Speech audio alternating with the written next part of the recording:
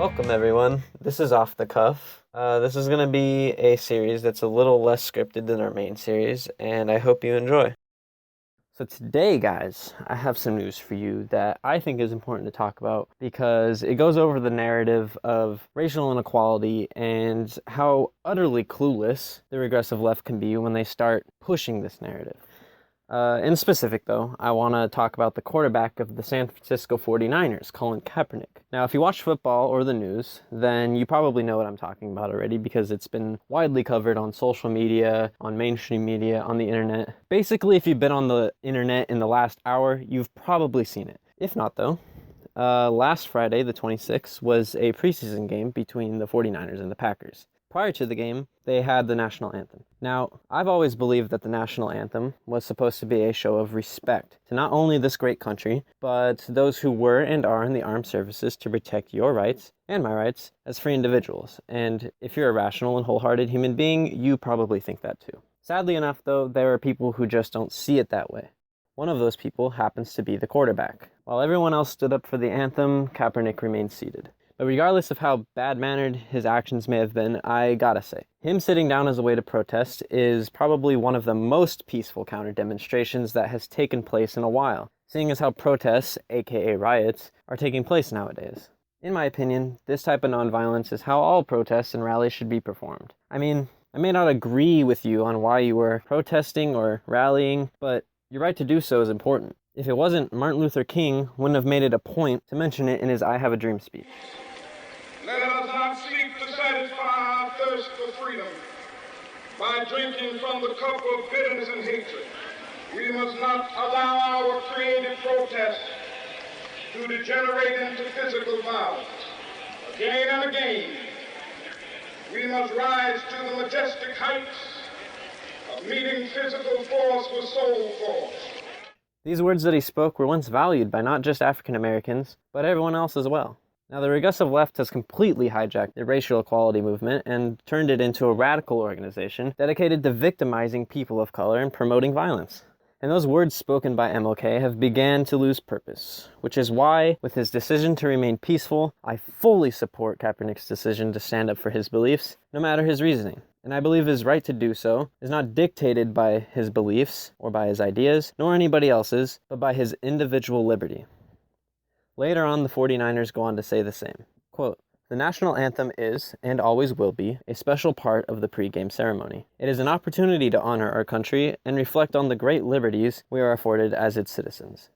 In respecting such American principles as freedom of religion and freedom of expression, we recognize the right of an individual to choose and participate, or not, in a celebration of the national anthem." Now, let's get into why he didn't stand exactly. What's his reasoning? Well, he gave his opinion on Saturday, a day after the game, and it's the same sort of contradictory argument used by every other ignorant liberal when they start talking about racial inequality. Same fucking narrative every fucking time. Here's what he said in his interview with NFL Network's Steve Witch. Quote, "I'm not gonna stand up to show pride in a flag for a country that oppresses black people and people of color." Okay, I'm going to stop here, and before I say anything to criticize his point of view, I should note that he is part black. His biological father was black, and his biological mother was white. I personally did not know this at first. When I first saw his picture, I just thought he was white, with possibly a nice tan, you know? No racism intended, just false first impressions, simple mistake. Anybody could have made that mistake. In fact, I talked to some people and they didn't even know he was black until I told them, so hopefully I didn't trigger any SJWs out there. But even though he's not 100% black, he has openly identified as a person of color. Back to the quote itself, just in this first portion of his statement, he is already spewing his bullshit. Doesn't his right to protest maybe possibly suggest that he's not being oppressed? I mean, if he has the ability to make his opinions known, then guess what? He has the same rights as white people, or any other race for that matter. As it states in the First Amendment of the Bill of Rights, Congress shall make no law respecting the right of the people to peaceably assemble. Which, if you don't understand, means Congress can't pass a law that takes away your right to protest. This applies to everyone, including people of color. All Kaepernick is doing is just contradicting himself with his own contention, as most of the regressive left tends to do, and it's a shame. Let's continue though. To me, this is bigger than football, and it would be selfish to look the other way. What I want to know is how and why would it be selfish, Kaepernick? Please explain to me, because my understanding is that you, a person of color, earn an average annual salary of $19 million, of which you give $0 of that money to charity. Big fucking surprise. And that's selfishness right there. But also the fact that a loving white family took you in as a baby and raised you to be who you are today, the fucking quarterback of the 49ers, and you have the audacity to say people of color are being oppressed? Your family took you in because your white biological mother had no other choice when your black biological father left before you were even born. Any problems that exist in this circumstance, and most other supposed race-related oppressions, are not because of some racial divide between whites and blacks, but because of issues within black communities and black families themselves. And we talk a bit about that in our previous video. Now, I didn't mean to sound like a total fucking dick by bringing up Kaepernick's unfortunate past, but how can he say, let alone believe, that this country is oppressive to people of color when he, a person of color, has been given so much chance and opportunity? In my opinion, if Kaepernick was so concerned about the state of black lives, then he would have donated money to the Black Lives Matter movement, which he obviously believes is helping the black community. By the way, it's not. Or any other program that concerns itself with helping minorities and people in poverty, which he so luckily managed to avoid. It's not just ignorance that resides in these mindless individuals of the regressive left, but also hypocrisy. To finish, he states, there are bodies in the street and people getting paid leave and getting away with murder. Here, he's obviously referring to the police killings that are happening all too often.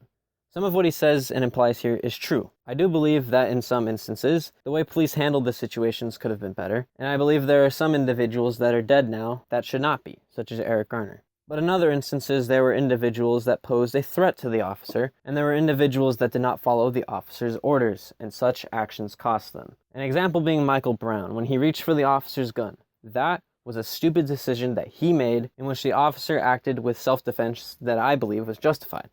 Another thing he implies here is that the bodies in the street are black bodies. This is true, but when you look at the comparison to how many white bodies are dead in the street, whites outweigh blacks by about twice the amount.